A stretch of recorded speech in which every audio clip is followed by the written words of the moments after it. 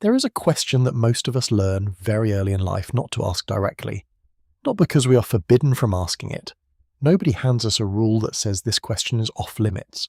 But somewhere in childhood, most of us absorb a quiet social understanding that there are certain things you simply do not interrogate too closely.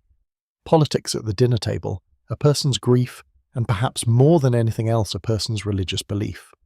You can ask almost anyone almost anything about their life. What they do for work, who they love, what they're afraid of. But ask someone directly, why do you believe what you believe about God, and have you actually examined the evidence for it the way you would examine evidence for anything else in your life? And you will feel the temperature of the room change immediately. There was a man who decided to ask that question anyway, in book form, to the entire world, without any of the usual softening. His name is Richard Dawkins, and the book is called The God Delusion. Dawkins was already a well-known figure before this book arrived in 2006. He had spent decades as an evolutionary biologist at Oxford, and he had written one of the most influential popular science books of the 20th century, The Selfish Gene, which explained evolution by natural selection from the gene's point of view rather than the organism's. He was respected, sometimes controversial, but largely operating inside the world of science communication. The God Delusion was different. With this book, Dawkins stepped outside the comfortable boundary that says scientists should describe nature and leave questions of faith to theologians, parents, and personal conscience. He said, in effect, I am not going to pretend that science and religion occupy separate rooms that never need to speak to each other. I am going to treat the question of God's existence exactly the way I would treat any other claim about reality, as something that can be examined, weighed, and assessed, using evidence and reason. And when I do that, he said, I find the evidence overwhelmingly does not support the claim. This sounds, on the surface, like a simple position. Many people across history have not believed in God. Atheism is not new. What made this book land like an explosion? What made it become one of the most talked about, most argued about, most genuinely controversial books of the early 21st century was not the conclusion itself, it was the tone. Dawkins did not write a careful, hedged, diplomatically balanced exploration of belief and unbelief. He wrote with the directness of someone who believed that politeness, in this particular conversation, had gone on for far too long at the expense of honesty. He argued that religious belief deserves no special protection from scrutiny, that telling a child certain things about the universe with complete confidence, without evidence, is not virtue, but a kind of harm, that raising children within a single faith, presenting it as simply true, rather than as one option among many, deserves to be examined with the same skepticism we would apply to any other claim made to children with that level of unquestioned authority.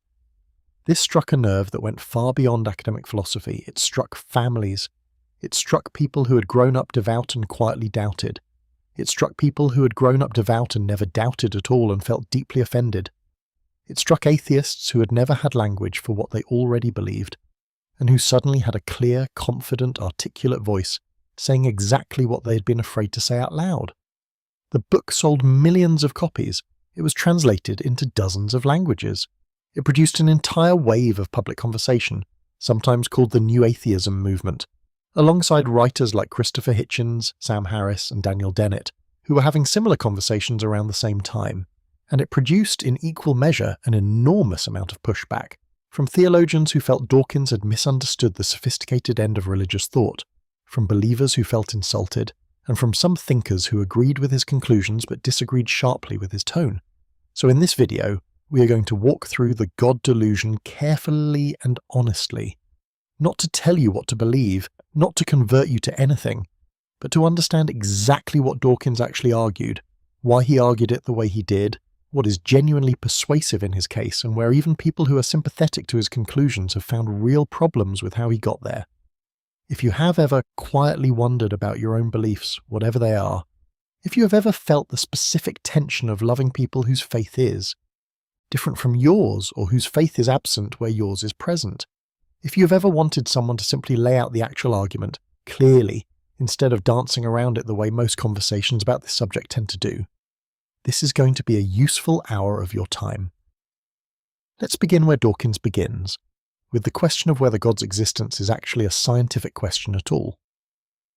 Before Dawkins makes his case against belief in God, he has to clear away something that a lot of people, including many scientists use as a way of avoiding the conversation entirely.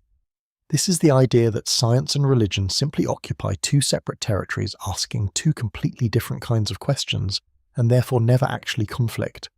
You may have heard this idea before, even if you didn't know it had a name.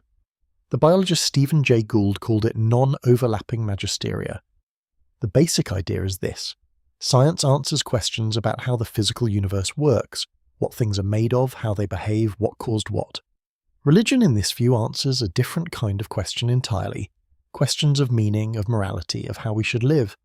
Since these are different categories of question, the argument goes, there's no real conflict between believing in evolution and believing in God. They're simply not competing for the same territory.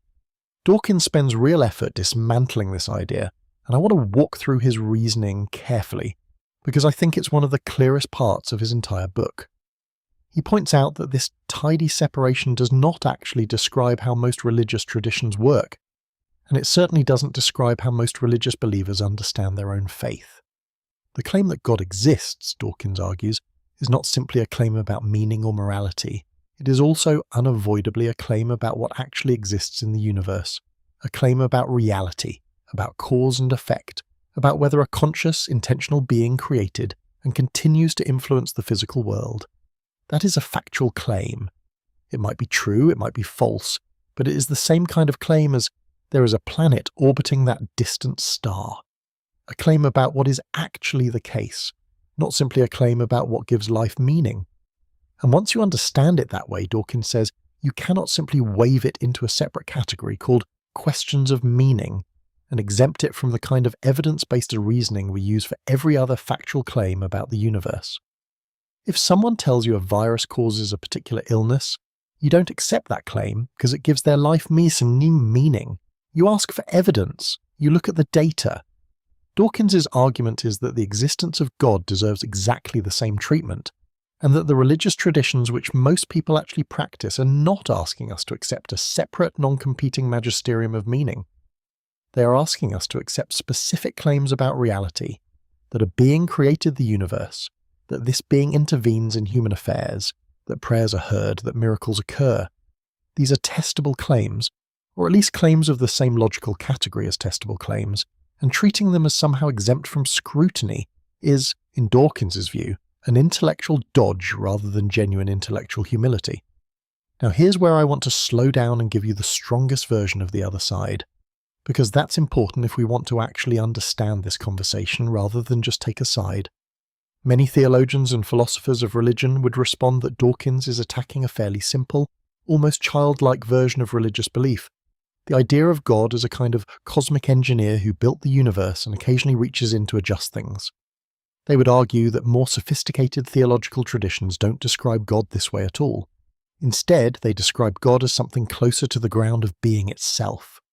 The reason there is existence rather than nothing, a category that may not be approachable through the same scientific methods we use to study objects within the universe, because God, in this view, is not simply one more object within the universe to be studied alongside galaxies and particles. Dawkins has a response to this too, and it's worth hearing clearly. He argues that this more abstract, more philosophically sophisticated version of God is rarely what actually motivates most believers in their daily lives. Most people who pray are not praying to the ground of being. They are praying to something they believe is listening, something with intentions, something capable of acting in the world in response to their request. And if that's the actual content of the belief that shapes how billions of people live, then it is fair to examine that belief, the one people actually hold and act on, rather than retreating to a more abstract version of God that sophisticated theologians might defend in a seminar room, but which has very little to do with lived religious practice. This sets up the central tension of the entire book, and I want you to hold on to it as we move. Forward. Dawkins is largely arguing against what we might call the popular lived version of religious belief, the version that shapes how most people in most religious traditions actually understand and practice their faith. His critics often respond by pointing to the more sophisticated, more philosophically careful versions of theology that exist alongside, and sometimes quite separate from, popular practice. Whether Dawkins is being unfair by not engaging more with this sophisticated end of the spectrum, or whether he is being appropriately focused on the actual lived beliefs that affect the actual world, is a question worth sitting with as we continue. Either way, having established that he believes God's existence is a legitimate question for evidence and reason rather than a separate, untouchable category, Dawkins moves next to the heart of his argument, a direct, point-by-point examination of the traditional arguments people have used for centuries to argue that God exists. And that's exactly where we're going next. For centuries, philosophers and theologians have offered formal arguments for the existence of God. These are not casual statements of faith. They are structured, logical arguments, refined over hundreds of years, designed to demonstrate that God's existence follows from reason alone, without needing scripture or personal revelation. Dawkins takes several of the most famous of these arguments and walks through them one at a time, explaining why he finds each one unconvincing. Let's go through a few of the most important ones together, the way Dawkins does, because understanding these arguments and understanding the responses to them is genuinely useful regardless of where you land on the question yourself. The first is sometimes called the cosmological argument, most famously associated with Thomas Aquinas. The basic shape of it goes like this. Everything that exists has a cause. The universe exists. Therefore, the universe has a cause, and since you cannot have an infinite chain of causes stretching backward forever, there must be a first cause, something that itself was not caused by anything else, something that exists necessarily rather than contingently. This first uncaused cause, the argument concludes, is what we call God. Dawkins's response to this argument is direct. Even if you accept the entire chain of reasoning, he says, it doesn't actually get you to the God that most religious traditions describe, a being with personality, intentions, moral opinions, the capacity to listen to prayers and care about human behaviour. At best, the cosmological argument gets you to some kind of unexplained first cause, some originating force or event. But there is an enormous, unjustified leap between there was a first cause of the universe, and that first cause was a conscious, loving, judging being who wants you to behave a certain way. The argument, even if successful on its own narrow terms, doesn't deliver the conclusion that religious traditions actually want from it. There's also a more pointed problem Dawkins raises. One that's worth sitting with because it's genuinely clever. If everything needs a cause, and that's the premise the whole argument rests on, then what caused God? The traditional answer is that God is the exception. God is defined as the uncaused cause, the necessary being that doesn't need an explanation the way everything else does. But Dawkins asks, if you're willing to grant that something can simply exist without needing a cause, why not just grant that to the universe itself, rather than inserting an extra, even more complex entity, God, and then exempting that entity from the very rule you started with? Why has the universe always existed? Or the universe came from nothing through a process we don't yet fully understand, a less satisfying stopping point than God always existed? In both cases, you eventually have to accept something existing without further explanation. Dawkins's question is simply, why does that something have to be God rather than the universe itself? The second major argument Dawkins addresses is the argument from design, sometimes called the teleological argument. This is probably the most intuitively persuasive argument to most people, and it's worth taking seriously. The argument observes that the natural world is full of astonishingly complex structures, the human eye, the intricate folding of proteins, the elegant efficiency of a bird's wing. Complexity like this, the argument says, doesn't arise by accident. Just as finding a watch on a beach would lead you to assume a watchmaker, finding the staggering complexity of life should lead you to assume a designer. This is the argument Dawkins is, in some sense, most personally and professionally equipped to respond to. Because as an evolutionary biologist, this question, how does complexity arise without a designer, is the central question his entire scientific career has been built around answering. His response, drawing on the work of Darwin and over a century of subsequent biological research, is that natural selection provides exactly the mechanism that explains complexity without needing a designer. Small variations occur. Some variations help an organism survive and reproduce slightly better than others. Those helpful variations get passed on more often. Repeat this process over millions of years, across countless generations, and you get the staggering complexity we see in living things, not because anyone designed it, but because this slow, cumulative, unguided process is remarkably good at producing complexity that looks designed without actually requiring a designer. Dawkins' argument here is not simply, I don't believe in design, it's more specific. He believes evolution by natural. Selection is a demonstrated, evidence-supported explanation for biological complexity that does the explanatory work the design argument was trying to do without needing to introduce an even more complex, unexplained being, God, to account for the complexity in the first place. If complexity requires an explanation, Dawkins asks, doesn't an infinitely complex, all-knowing, all-powerful designer require an even bigger explanation than the universe it supposedly explains?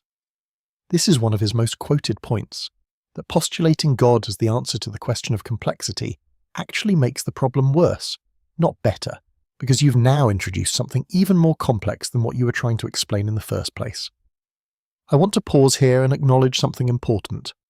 These are old, deeply considered arguments, and centuries of careful theologians and philosophers have offered responses to exactly the kind of objections Dawkins raises. Some have argued that the question of why anything exists at all is simply a different kind of question than the question of biological complexity, and that evolution, even if completely true, doesn't actually answer the deeper question of why there is a universe capable of having evolution happen within it at all. This is a real philosophical move, and it's one of the stronger responses to Dawkins' argument. The idea that he has successfully explained biological complexity, but has not actually addressed the more fundamental question of existence itself. Whether you find Dawkins' responses fully satisfying or find that this deeper question remains genuinely open, the value of walking through this section carefully, I think, is simply this: understanding the actual structure of these very old arguments and the actual structure of the objections to them gives you something most casual conversations about belief never provide. Clarity about what is actually being claimed and what is actually being contested. One of the most distinctive moves Dawkins makes in the book is to treat the existence of God not as a binary all-or-nothing question, but as something you can think about in terms of probability, the same way a scientist thinks about the probability of any other hypothesis given the available evidence. This might sound like a strange way to approach the question at first, so let's walk through what he means carefully. Dawkins introduces what he calls a spectrum of probability when it comes to belief in God, ranging from one extreme to the other. At one end, you have what he calls strong theism, complete certainty that God exists, no doubt whatsoever. At the other end, you have strong atheism, complete certainty that God does not exist, again with no doubt whatsoever. Dawkins is careful, and this is a point that often gets lost in discussions of his work, to place himself not at the extreme atheist end of this spectrum, but very close to it without quite reaching absolute certainty. He describes himself as someone who believes God's existence is exceedingly improbable, to the point where he lives his life as though God does not exist, but he stops short of claiming the kind of absolute, unfalsifiable certainty that he criticizes in religious dogma. This matters because it tells you something important about the kind of intellectual position Dawkins is actually trying to occupy. He is not simply asking you to swap one unshakable certainty, God definitely exists, for another unshakable certainty, God definitely does not exist. He is asking you to think about the question the way a careful scientist thinks about any unresolved question. By looking at the available evidence, weighing the probability of different explanations, and being willing in principle to update your view if new evidence arrived.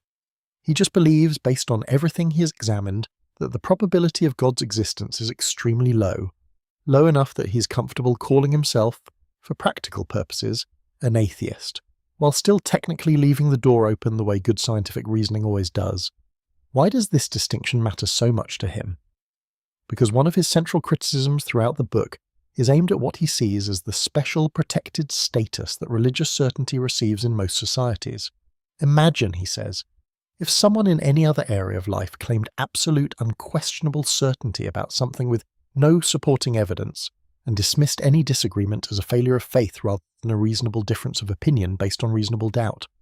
We would consider this person's reasoning deeply flawed in any other context, in science, in law, in ordinary disagreements between people. Dawkins's frustration is that religious certainty is often given a pass that no other kind of certainty receives. People are taught, from childhood, that doubting religious claims is somehow different from doubting other claims, that faith itself is treated as a virtue, even when the thing being believed has no more evidence behind it than countless other claims we would never accept without proof. This brings us to one of the most quoted and most provocative lines from the entire book. Dawkins writes that we are all atheists about most of the gods that humanity has ever believed in. Nobody alive today worships Zeus or Thor or the thousands of other deities that previous civilizations took just as seriously as any modern believer takes their own faith. The believer in any one specific tradition, Dawkins points out, is already comfortable rejecting the overwhelming majority of gods that humans have proposed throughout history. The only question, he says, is whether they're willing to apply that same skepticism just one god further to the one they currently believe in. This is meant to be a provocative point, and it lands differently depending on who is hearing it.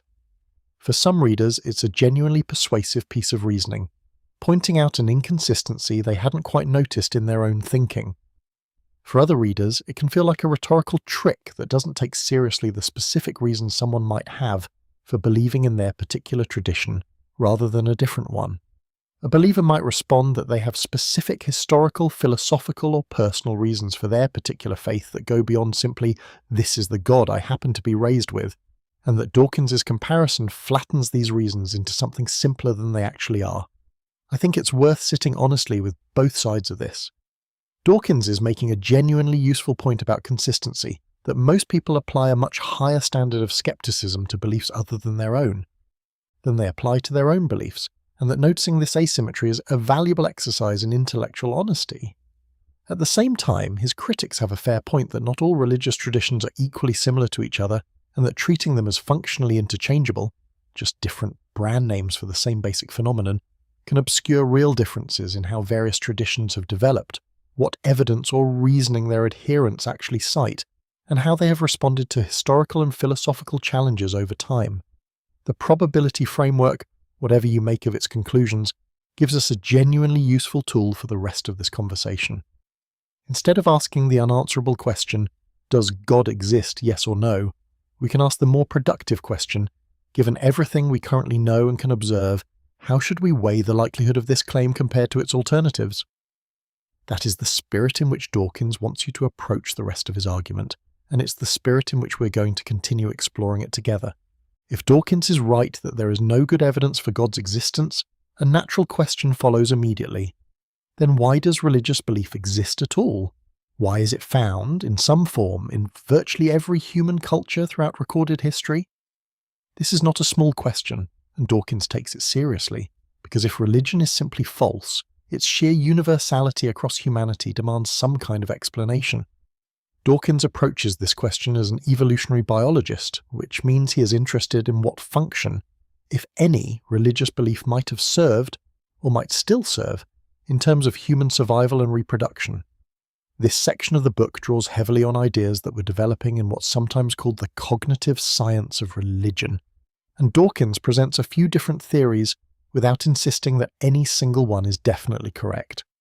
One possibility he discusses is that religious belief might be what evolutionary biologists call a byproduct, not something that was directly selected for because it helped our ancestors survive, but rather a side effect of other mental capacities that were genuinely useful. For instance, humans evolved a strong tendency to look for agency and intention behind events in the world. If you hear a rustling in the grass, it is much safer, evolutionarily speaking, to assume there might be a predator, an agent with intentions, than to assume it's just the wind. The cost of a false positive, assuming agency when there isn't one, is small.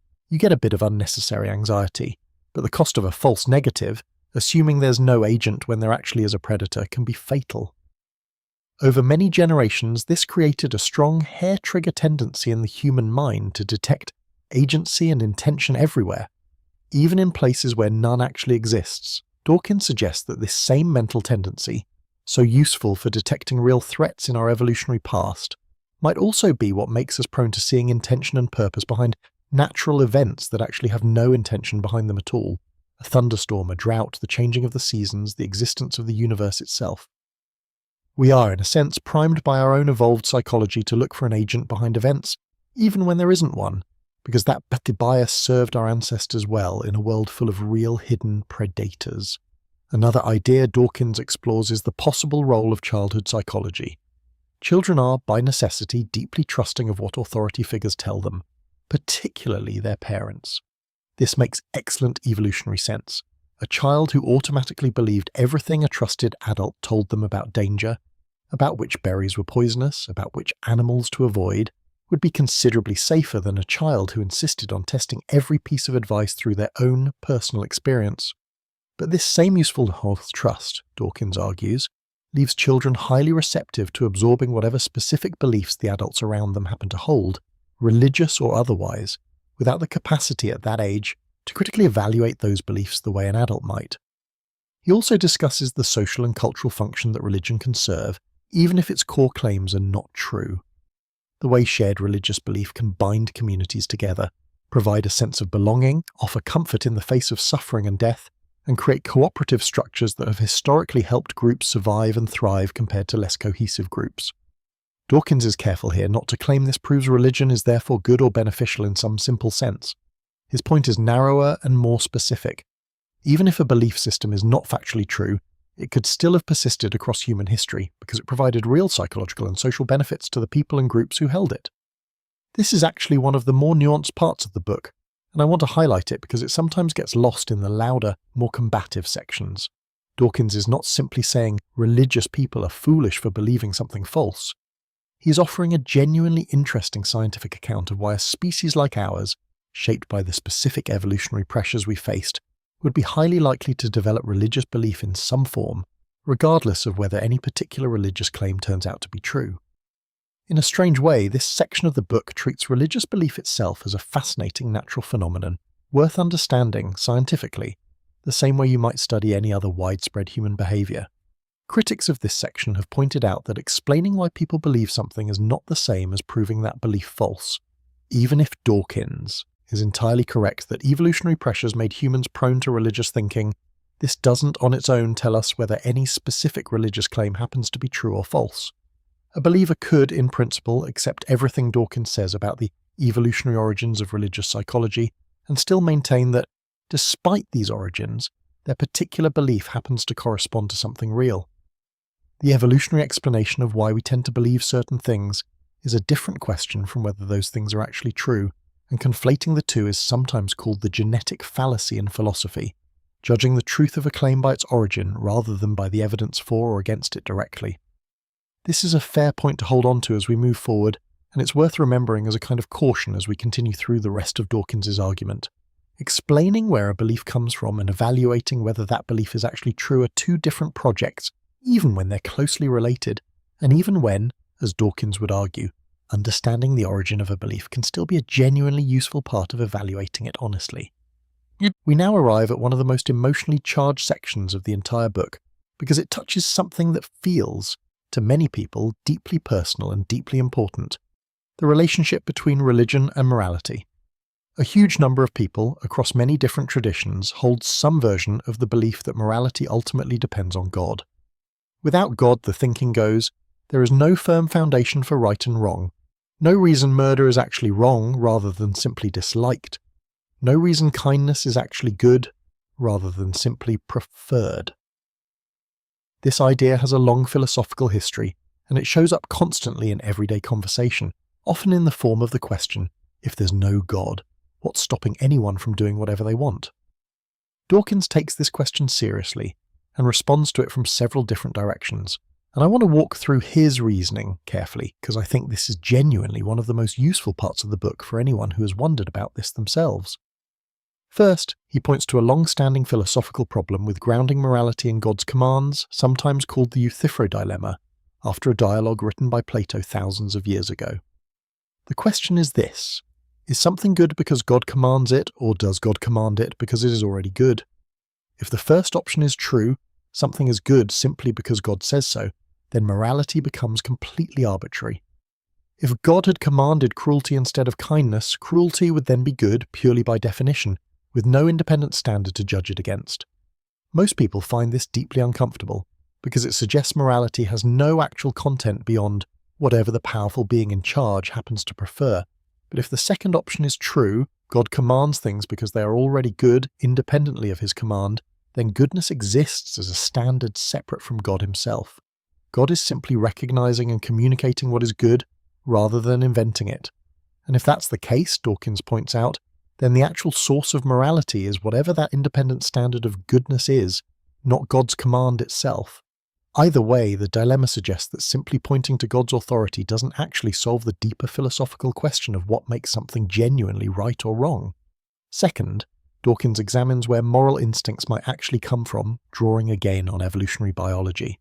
He argues, building on a substantial body of research in evolutionary psychology, that many of our deepest moral intuitions, caring for our children, cooperating with others in our group, feeling outrage at unfairness, valuing reciprocity, can be explained as traits that helped our ancestors survive and reproduce more successfully within social groups. A species that evolved some capacity for empathy, cooperation, and fairness would generally outcompete a species that lacked these traits entirely, because cooperative groups tend to be more successful than groups made up purely of selfish individuals constantly working against each other. This doesn't mean Dawkins thinks morality is simply selfish genes in disguise, reducing kindness to nothing more than a survival strategy. His point is more careful than that. He argues that evolution gave us the raw psychological material for moral feeling, empathy, a sense of fairness, the capacity for guilt and pride, and that human societies have then built upon this raw material over thousands of years of culture, reasoning, and shared experience, refining and expanding our moral circles far beyond what evolution alone would predict. We have, over historical time, extended moral consideration to groups our ancestors would never have included, to people outside our immediate tribe, people of different races and nations, even increasingly animals. Dawkins calls this expanding moral circle one of the genuinely hopeful trends in human history, and he argues it has happened largely independently of religious teaching, often actually ahead of religious institutions rather than because of them. This leads to perhaps his most pointed argument in this section. He points out that moral progress throughout history, the abolition of slavery, the expansion of rights to women, the growing rejection of cruelty toward outsiders and animals, has generally not been led by religious institutions citing scripture. In many notable cases, religious authorities defended the very practices that moral progress eventually overturned, citing religious texts in support of slavery, in support of the subjugation of women, in support of practices that virtually everyone today, religious or not, recognizes as deeply wrong. Dawkins' question is direct. If morality flows from unchanging religious texts and divine command, how do we explain the fact that our collective moral understanding has clearly evolved and improved over time, often by moving away from what those texts literally say, rather than by following them more closely? I want to give the strongest fair response to this, because it's an important one. Many religious thinkers would argue that the moral progress Dawkins describes did not happen independently of religious thought at all, but actually grew out of deeper principles already present within religious traditions, ideas about human dignity, about every person being made in the image of God, about love and justice, even when specific historical practices within those same traditions failed to live up to those deeper principles. In this view, moral progress represents religious traditions becoming more consistent with their own best ideas over time, not religious traditions being overturned by secular moral reasoning from outside. This is a genuine point of ongoing disagreement, and I don't think it resolves neatly in either direction. What I think is most useful to take from this section, regardless of where you land, is Dawkins' central challenge, that morality requires actual reasoning, actual evidence about what causes suffering and flourishing, actual engagement with changing circumstances and changing understanding, and that simply pointing to an ancient text or a divine command, without that ongoing reasoning, is not a stable enough foundation to explain how moral understanding has clearly grown and changed across human history. Up to this point, we have largely been discussing Dawkins' intellectual arguments against the existence of God and against the necessity of religion for morality. Now we move into territory that is, in many ways, even more personal and even more controversial, his argument that religion, beyond simply being unsupported by evidence, actively causes real measurable harm in the world. This is the section of the book that generated the most outrage, and also, for many readers, the most genuine soul-searching. Let's walk through it carefully. Dawkins' central claim here is that teaching children to accept claims on faith, meaning accepting something as true without requiring evidence, simply because an authority figure or a sacred text says so, does damage to how those children learn to think, not just about religion, but about everything. If a child is taught that it is virtuous to believe certain specific, unprovable claims with total certainty simply because they were told to, Dawkins argues that this corrodes the child's capacity for the kind of careful, evidence-based reasoning they will need for the rest of their life, in every other area of decision-making. He is not simply worried about religious belief itself. He is worried about what he sees as the broader habit of mind that strong, unquestioning faith requires and reinforces. He extends this into a discussion of religious education more broadly, arguing that raising a child within a single religious tradition, presenting that tradition as simply, obviously true, rather than as one option among the world's many religious and philosophical traditions, deserves more scrutiny than it typically receives. He is careful, and this nuance is often lost in summaries of his argument, to distinguish between teaching children about religion, which he considers valuable as part of a broad education in history and culture, and indoctrinating children into a specific faith as unquestionable truth, which he considers genuinely harmful to their intellectual development. Dawkins also spends considerable time on examples of specific harms connected to religious belief and practice throughout history and in the contemporary world. Religious wars and persecutions throughout history, the historical and ongoing oppression of women justified through religious teaching in various traditions, the rejection of medical treatment in favour of prayer in certain communities, the psychological harm experienced by children raised with intense fear of damnation or divine punishment, and the social and political resistance to scientific findings, particularly around evolution, when those findings conflict with religious teaching.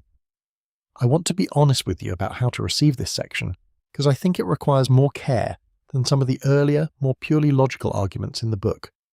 It is genuinely true that real harm has been done, throughout history and into the present day, in the name of religion. This is not a controversial historical claim, and serious religious thinkers themselves often acknowledge and grapple with this difficult history. At the same time, it is also true that enormous good has been done in the name of religion throughout history.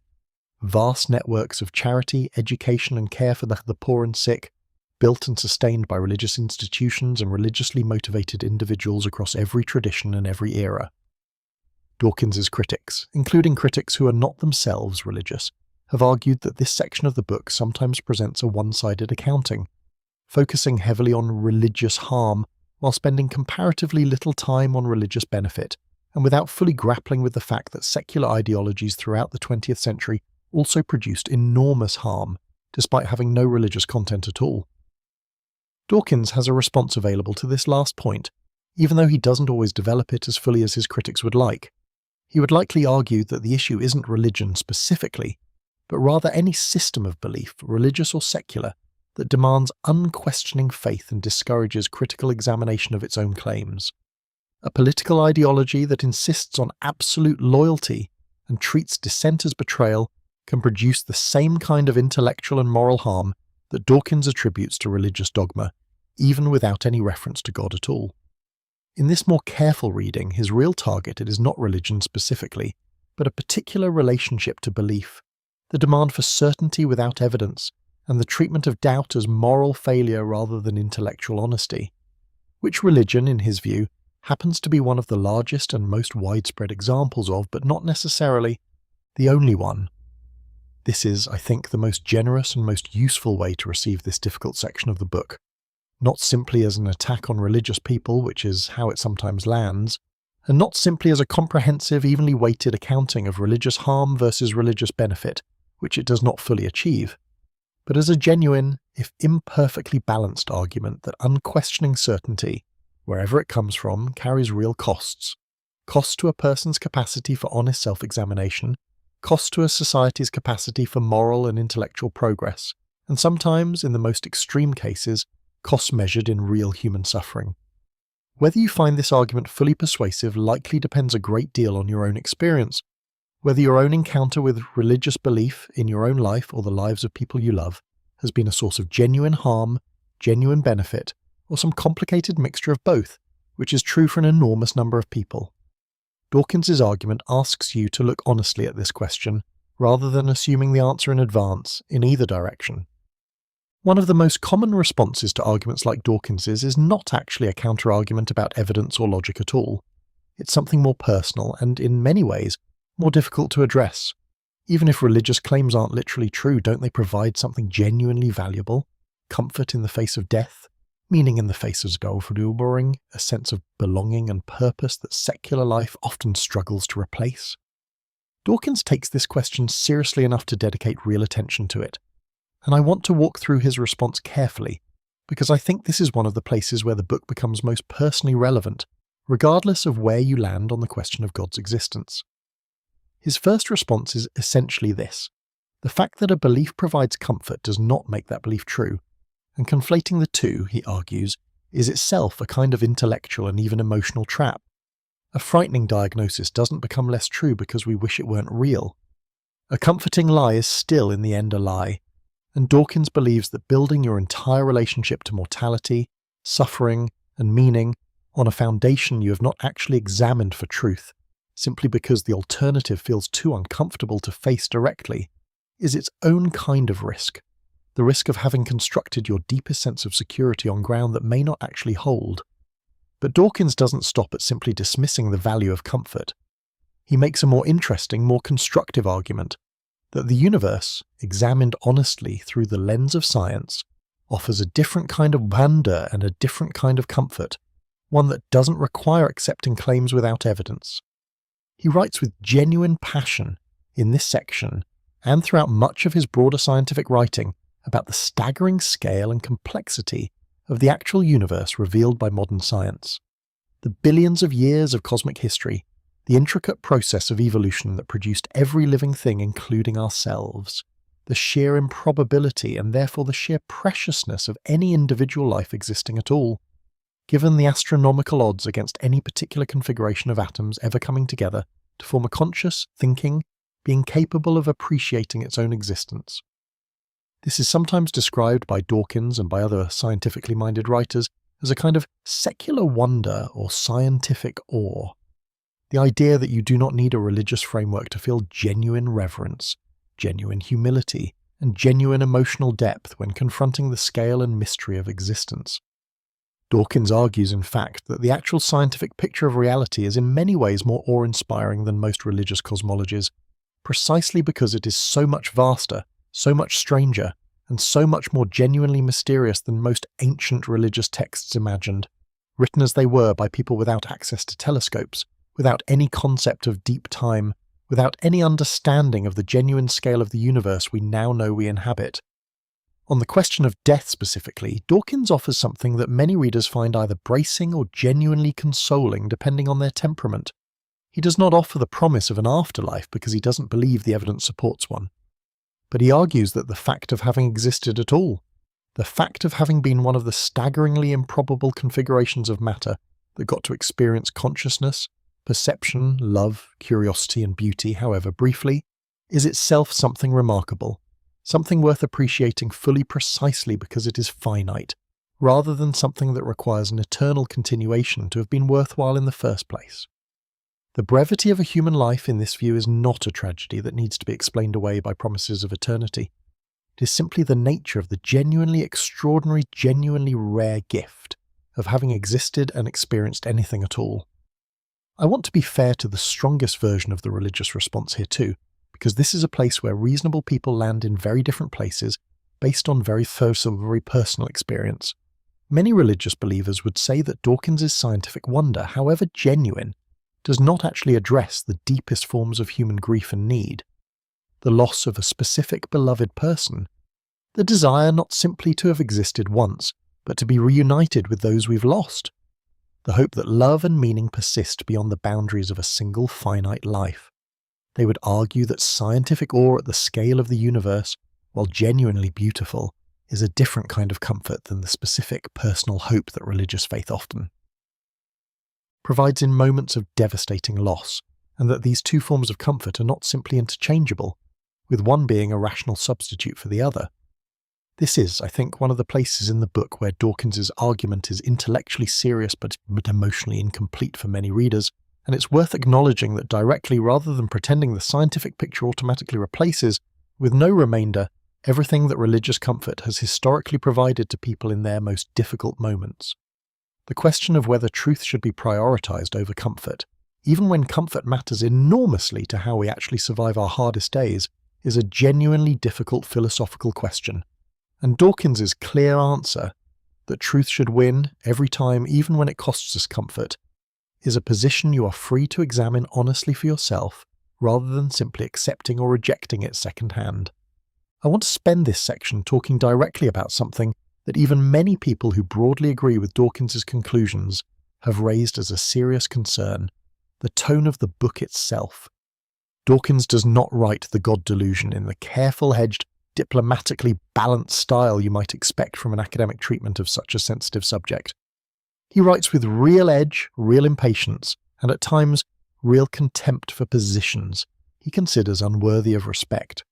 He describes certain religious teachings using language that many readers, including non-religious readers, found needlessly harsh, comparing religious upbringing in some passages to forms of child abuse, describing certain theological positions in deliberately mocking terms, and generally writing as someone who has run out of patience for what he sees as centuries of unearned deference toward religious belief. This tone produced a strange and interesting result. The book did not simply divide religious believers from atheists, it also divided atheists from other atheists. A number of prominent secular thinkers, agreeing entirely with Dawkins' conclusion that God almost certainly does not exist, nonetheless argued that his combative, sometimes openly contemptuous approach actually undermined the persuasive power of his own argument. The concern articulated by various critics over the years goes something like this. If your actual goal is to persuade people to genuinely change minds through reasoned argument, then mockery and contempt are usually counterproductive tools. People rarely change deeply held beliefs because someone made them feel stupid or backward for holding those beliefs. In fact, this kind of approach often produces the opposite effect, causing people to dig in more firmly, to feel attacked rather than engaged, and to dismiss the entire argument as coming from a place of arrogance rather than genuine curiosity about the truth. Some critics have gone further, suggesting that Dawkins' approach in this book sometimes resembles exactly the kind of certainty he criticizes in religious dogmatism, a complete, unshakable confidence in his own position, delivered with an authority that leaves little room for the kind of genuine, open-minded inquiry that good scientific reasoning is supposed to model. If part of his argument is that religious certainty is dangerous because it forecloses doubt and discourages questioning, some readers have pointed out the irony of making that argument in a tone that itself leaves very little room for doubt or genuine back-and-forth conversation. Dawkins himself has responded to this criticism over the years, and I think it's worth presenting his side fairly. He has argued that the usual deference and politeness extended to religious belief in public conversation is itself a kind of imbalance that needed correcting, and that a book written in a gentler, more conciliatory tone would simply have blended into the enormous existing pile of careful-edged, ultimately forgettable treatments of this subject. He has suggested that sometimes a sharper, more direct style is exactly what's needed to break through decades of polite avoidance and actually get people talking honestly about a subject that society has spent a very long time tiptoeing around. In his view, the strong reaction the book produced, even the negative reaction, is itself evidence that it succeeded in doing something the gentler approaches had failed to do, actually getting the conversation to happen, loudly and publicly rather than quietly avoided at every dinner table. I think both of these perspectives contain real truth, and I want to leave this section without forcing a tidy resolution, because I don't think one exists. It is true that Dawkins' directness broke through a wall of polite avoidance and got an enormous global readership actually engaging with arguments about the existence of God that they might otherwise never have encountered in this much depth. It is also true that this same directness alienated readers who might have been genuinely persuadable by a gentler, more patient approach, and that the book's reputation, for many people, became more about its confrontational tone than about the actual quality of its arguments, which is a real loss, because many of the arguments themselves, as we've walked through in this video, are genuinely substantial and worth taking seriously on their own terms, regardless of the tone in which they were delivered. This is worth remembering as we move toward the end of our exploration. The way an argument is delivered and the actual content of an argument are two separate things, even though they often get tangled together in how a book or an idea is ultimately remembered and discussed. The God delusion contains both: serious, substantial arguments worth genuine consideration, and a tone that, depending on your own temperament and your own relationship to this subject, may either feel like refreshing honesty or unnecessary hostility. Holding both of these truths at once, rather than collapsing into one simple verdict, is probably the most honest way to receive this particular, deeply influential, deeply controversial book. I want to dedicate this section entirely to giving voice to a perspective that the book itself, by its own admission, doesn't always engage with as fully as it could. The position of scientifically literate, intellectually serious religious believers who have read Dawkins carefully and still maintain their faith, not out of ignorance of the arguments, but having genuinely considered them. This matters because one of the more common criticisms of the God delusion is that it sometimes treats religious belief as though it can only be held through ignorance of science or unwillingness to think critically, as though anyone who genuinely understood evolution, genuinely understood the philosophical arguments, would necessarily abandon faith. But this picture doesn't actually match reality. There are working scientists, including biologists who fully accept evolution by natural selection, who remain religious believers. There are professional philosophers, deeply trained in logic and argumentation, who have examined exactly the arguments Dawkins presents and remain unconvinced that atheism follows from them. So what do these thinkers actually say? Let's walk through some of the strongest responses fairly. On the cosmological and design arguments, sophisticated religious philosophers often agree with Dawkins that the simplest, most childlike versions of these arguments have real problems. The watchmaker argument, taken at face value, probably does have the flaws Dawkins identifies. But they argue that more refined versions of these arguments survive his criticism. For instance, some philosophers distinguish between asking what caused the universe in a simple sequential sense, and asking the deeper metaphysical question of why anything contingent, anything that could have failed to exist, actually exists at all, rather than nothing existing. This question, they argue, is not actually answered by saying the universe has always existed, or the universe came from a quantum fluctuation, because both of those answers still describe something that exists rather than nothing. And the deeper question of why there is something rather than nothing at all remains, in their view, genuinely unaddressed by purely scientific explanation, which always describes one existing thing in terms of other existing things, never explaining existence itself from outside the system. On the relationship between evolution and faith, many religious scientists hold what's sometimes called theistic evolution, the position that evolution by natural selection is simply the actual mechanism God used to bring about the diversity of life, rather than evolution and a religious belief being in competition with each other. In this view, accepting the overwhelming scientific evidence for evolution requires no compromise of religious faith at all, because the two are understood to be answering different kinds of questions, evolution explaining the mechanism, faith addressing the deeper question of ultimate purpose and meaning behind that mechanism. On the question of morality, some religious philosophers have offered more sophisticated responses to the Euthyphro dilemma than Dawkins directly engages with, arguing that God's nature itself, rather than God's arbitrary commands, is the foundation of goodness, meaning that goodness is not simply whatever God happens to prefer, which would indeed be arbitrary, but is instead grounded in God's own unchanging, necessarily good nature, making morality neither arbitrary nor independent of God, but flowing necessarily from what God actually is. And on the question of religious experience itself, some thinkers have argued that Dawkins, as a scientist focused on observable, testable, physical evidence, may be applying a standard of evidence that simply isn't suited to every kind of human knowledge.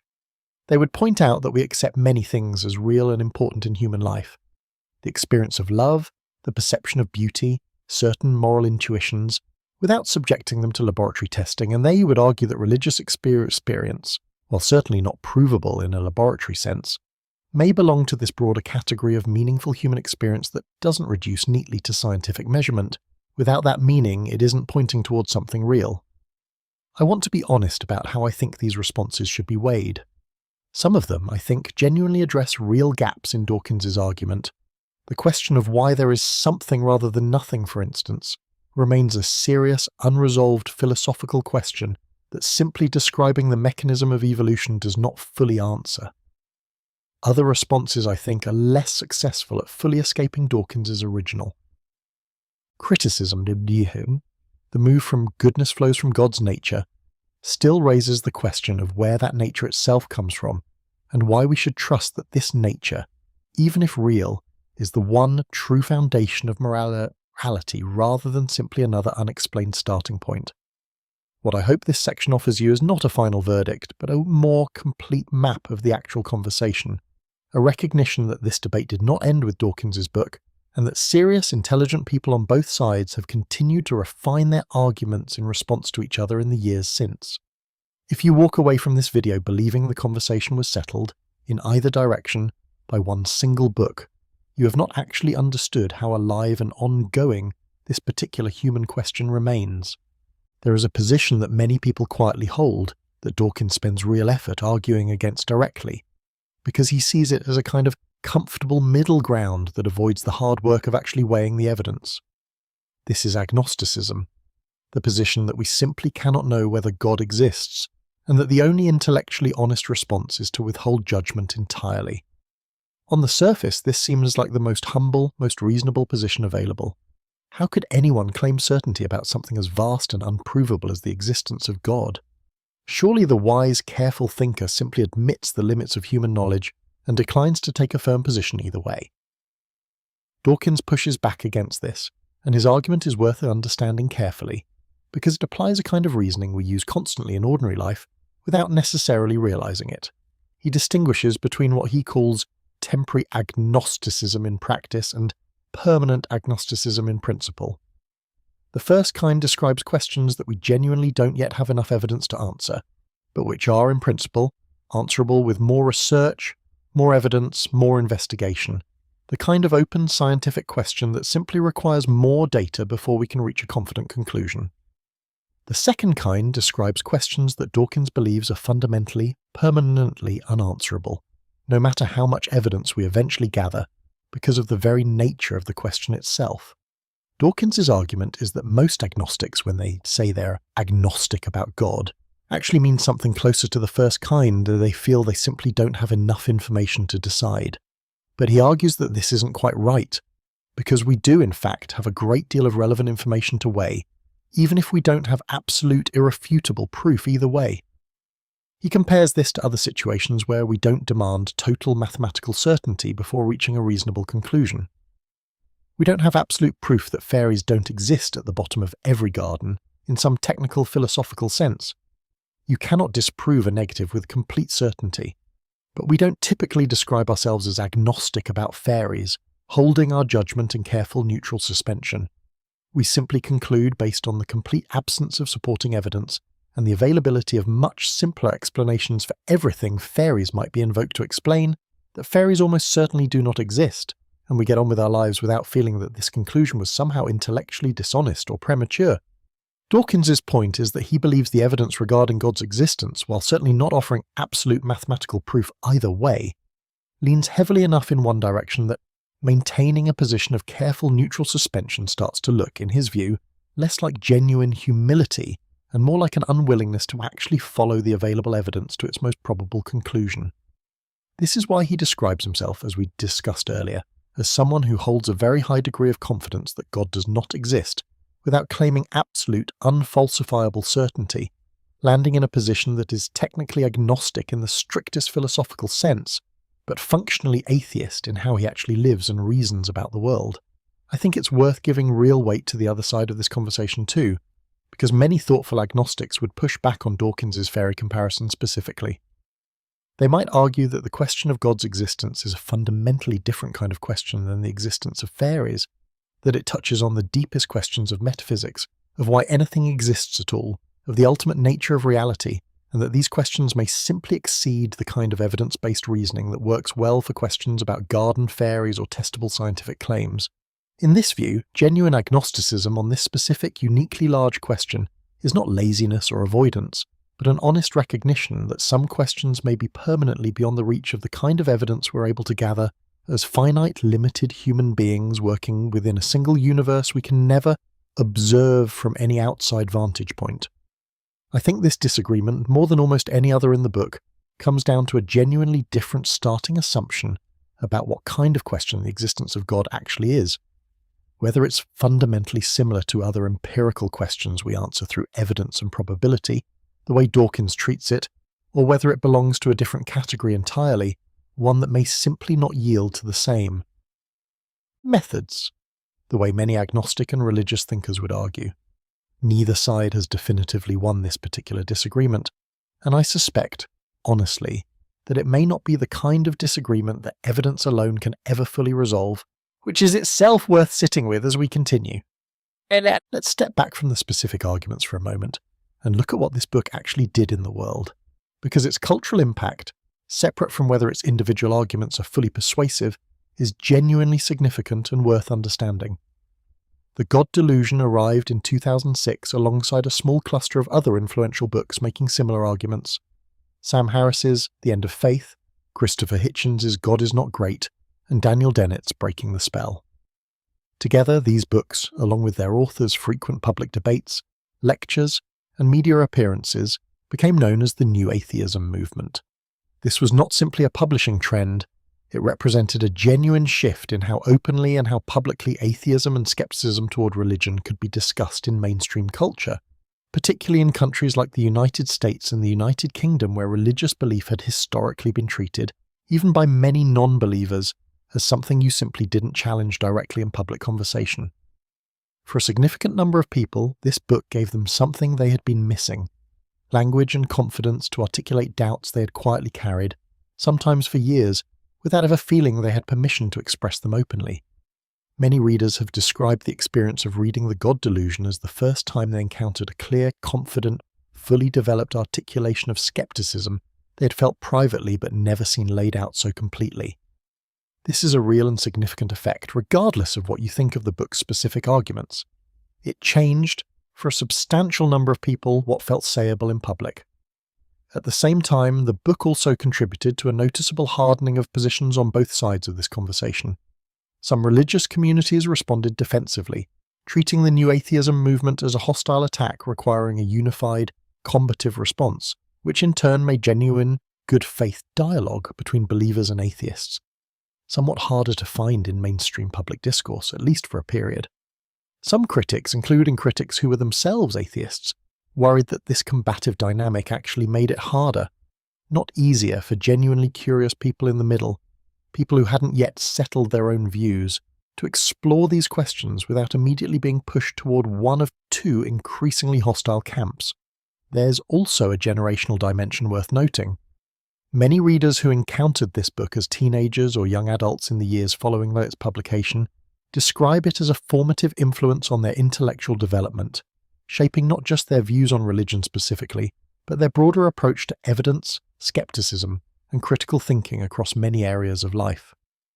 Whether or not you agree with Dawkins's conclusions, the book clearly succeeded in modelling, for a large global audience, a particular way of approaching big questions, insisting on evidence, refusing to accept claims simply because they are traditional or comforting, and being willing to follow an argument to an uncomfortable conclusion rather than stopping short for the sake of social comfort. This habit of mind, regardless of which specific topic it's eventually applied to, is something many readers describe as the most lasting gift the book gave them.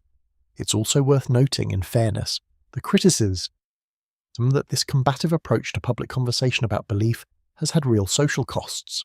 Some sociologists and commentators have observed that the increasingly polarized, increasingly online conversation about religion and atheism in the years since this book's publication has sometimes generated more heat than light, more entrenched tribalism between believers and atheists as identity categories, and less of the genuine, curious, evidence-following inquiry that Dawkins himself claims to value most. Whether this polarization is a direct result of the book's tone, or simply a broader feature of how public discourse on every contested topic has evolved in the social media era, is difficult to say with certainty, but it's a fair question to hold alongside any assessment of the book's lasting legacy. What seems undeniable, regardless of how you weigh these costs and benefits, is that this book did something relatively rare for a piece of serious non-fiction. It actually changed the shape of a global conversation, made certain previously private doubts publicly speakable for millions of readers, and forced both believers and non-believers to sharpen and clarify their own positions in response to its arguments. Whether that net effect has been, on balance, a positive contribution to human understanding or a contributor to unhelpful polarization is a question reasonable people continue to disagree about, even today. I want to take a moment in this section to speak directly to something that I suspect describes a great many people listening to this video. Genuine uncertainty. Not the performed neutrality of someone avoiding the question, but real, honest not knowing. Someone who has heard arguments on multiple sides of this question across their life, and simply has not landed with confidence anywhere. I think this is a perfectly legitimate place to be, and I want to spend some real time here, because most discussions of this topic, including Dawkins' own book, are written from a position of relative confidence. Confidence that God exists, or confidence that God does not exist. There is far less written with the same care and seriousness for the person genuinely caught in the middle, still turning the question over, not because they're lazy or avoiding the issue, but because the question is genuinely deeply difficult. Here is what I think is worth holding on to, or if this describes you. First, the uncertainty itself is not a failure of intelligence or character. Some of the most careful, most rigorous thinkers across history, and into the present day, have looked at exactly the same evidence and arguments we've walked through in this video, and have landed in different places. Firm belief, firm disbelief, and everything in between. This is not a question where the evidence is so overwhelmingly clear that uncertainty represents some kind of failure to simply read it correctly. It is a question that touches the deepest, most foundational assumptions about reality, assumptions that are genuinely difficult to settle with the same confidence we bring to more ordinary empirical questions. Second, I think it's worth distinguishing between the intellectual question, does God exist and what is the evidence, and the practical lived question of how you actually want to engage with meaning, community, ritual, and the deepest questions of how to live, regardless of where your intellectual uncertainty currently sits. These are related questions, but they are not identical, and you do not necessarily need to resolve the first one completely before making thoughtful, intentional choices about the second. Many people live rich, meaningful, intellectually honest lives while holding genuine uncertainty about the metaphysical question of God's existence, engaging seriously with questions of ethics, community, and purpose, without insisting that every aspect of that engagement be anchored to a fully resolved metaphysical position. Third, I want to gently push back against any pressure, from either direction, to perform a certainty you don't actually feel. Dawkins' own framework ironically supports this. Remember his point about probability rather than absolute certainty. If the most careful, most intellectually serious position is one of probability assessment rather than binary certainty, then genuine uncertainty, especially uncertainty that comes from having actually engaged seriously with the arguments rather than simply avoiding them, is not a lesser position than confident belief or confident disbelief. It may, in fact, be the most intellectually honest position available to someone who has looked closely and found the evidence genuinely difficult to weigh with full confidence in either direction. What I would gently encourage, if this describes where you are, is to keep engaging with the question, rather than either suppressing it out of social discomfort or letting it sit entirely unexamined out of simple avoidance. Read more, talk to people who believe differently than you in both directions, and try to understand their reasoning as fully and as charitably as you can, the way we've tried to do across this entire video. Notice what kind of evidence and argument actually moves you and pay attention to that, because it tells you something real about what you actually find persuasive, beyond simply what you were raised to believe or what your current social circle expects you to believe. As we move toward the end of our time with this book, I want to offer something like a balanced accounting, not a final verdict on whether God exists, which is not something this video is trying to settle, but an honest assessment of what the God delusion actually accomplished well, and where its limitations genuinely lie. What Dawkins got right in my assessment includes several things worth taking seriously regardless of your own position on faith. He was right that the question of God's existence deserves the same kind of honest, evidence-based scrutiny we apply to other significant claims about reality, rather than being granted automatic exemption from examination simply because it is traditional or emotionally significant to large numbers of people. He was right that many of the classical arguments for God's existence, in their popular, commonly cited forms, do have real logical problems that deserve to be taken seriously rather than waved away. He was right that evolution by natural selection is an extraordinarily well-supported scientific explanation for biological complexity, and that this finding genuinely does remove much of the explanatory necessity that the traditional design argument once relied on. He was right that unquestioning certainty, wherever it appears, carries genuine intellectual and sometimes moral risks, and that teaching children to value certainty over honest inquiry deserves more scrutiny than it typically receives in most societies. And he was right that the universe revealed by modern science is staggering, genuinely awe-inspiring, and worth approaching with the same reverence and wonder that has historically been associated primarily with religious experience. Where the book's limitations genuinely lie, in my honest assessment, include several things as well. The book engages more thoroughly with popular, widely held religious belief than with the most sophisticated end of theological and philosophical thought, leaving some of its strongest critics with a fair complaint that he is sometimes arguing against a simpler target than the best available version of the opposing position. The tone of the book, while effective at breaking through decades of polite avoidance, likely alienated a meaningful number of readers who might have engaged more openly with a gentler, more patient approach, and this is a real cost, regardless of how justified Dawkins felt that directness to be. The book's treatment of religious harm versus religious benefit throughout history is not always fully balanced, and a more complete accounting would likely need to grapple more seriously with the genuine good that religious institutions and religiously motivated individuals have done across history, alongside the genuine harm Dawkins documents. And the deepest metaphysical question, why does anything exist at all rather than nothing, remains, even after Dawkins's full argument, a genuinely open philosophical question that the scientific explanations he offers, however well supported within their own domain, do not fully resolve. I think holding both of these lists honestly, without collapsing into either uncritical praise or dismissive rejection, is the most intellectually honest way to engage with a book this influential and this contested. The God delusion is neither the final, devastating refutation of religious belief that some of its most enthusiastic readers have taken it to be, nor the shallow, unfair attack that some of its harshest critics have characterized it as. It is a serious, sometimes brilliant, sometimes overreaching argument made by a genuinely talented writer and thinker about one of the oldest and most significant questions human beings have ever asked. Whatever your own position on the existence of God, going into this video or coming out of it, I think there is real value in having walked through the actual structure of this particular argument as carefully and as fairly as we've tried to do here, understanding not just the conclusion Dawkins reached, but the actual reasoning that got him there, and the actual reasoning of those who have pushed back against him in the years since. This kind of careful engagement, regardless of which side of the question you eventually land on, or whether you remain genuinely uncertain, is itself a worthwhile exercise in the kind of thinking that serves you well far beyond this single specific question. We have spent a long time together with one of the most influential and most controversial books of the last several decades. So before we close, I want to gather everything into something you can actually carry forward, regardless of where you personally land on the question this book raises.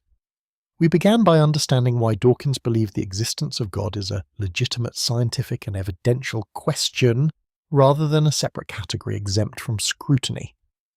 We walked through the classical arguments for God's existence, the cosmological argument, the design argument, and examined both Dawkins's objections to them and the strongest responses from religious philosophers who have continued refining these arguments in response. We explored his probability-based framework for thinking about belief, his evolutionary account of where religious belief likely comes from, and his arguments about whether morality requires God as a foundation. We sat honestly with his case that religion causes real harm, and with the fair criticisms that this case is not always fully balanced against religion's genuine historical benefits. We examined the question of comfort, of whether truth should be prioritized even when it costs us consolation in our hardest moments. We looked honestly at the criticism, even from fellow atheists, that the book's combative tone may have undermined its own persuasive goals. And we spent real time with the position of genuine, honest uncertainty, which I suspect describes more people listening to this than any single confident position on either side. So what do you actually do with all of this starting today? I think the most honest answer is this. You do not need to resolve this question completely, in either direction, to live a thoughtful, examined, intellectually honest life. What this book offers, beneath all of its specific arguments and its considerable controversy, is a model of taking a genuinely difficult question seriously enough to actually examine it, rather than simply inheriting an answer without ever turning it over yourself. Whether you finish this video more confident in your existing belief, more confident in your existing disbelief, or simply more aware of the genuine complexity and the genuine difficulty of the question itself, you have done something that a great many people across history and into the present have quietly avoided doing. You have actually looked at the argument, considered the strongest versions of multiple positions, and given yourself the chance to hold whatever conclusion you reach with genuine understanding rather than simply unexamined inheritance. That, I think, is the most valuable thing any book on this subject can offer, regardless of which specific conclusion it ultimately argues for. Not certainty handed to you from the outside, but the tools and the genuine engagement required to examine the question honestly for yourself, and the permission to keep examining it for as long as it takes, without rushing toward a comfortable answer before you've actually done the work of looking closely. Thank you for spending this time with me, walking through one of the most consequential books of recent intellectual history. Whatever you believe and whatever you're still uncertain about, I hope this exploration gave you something genuinely useful.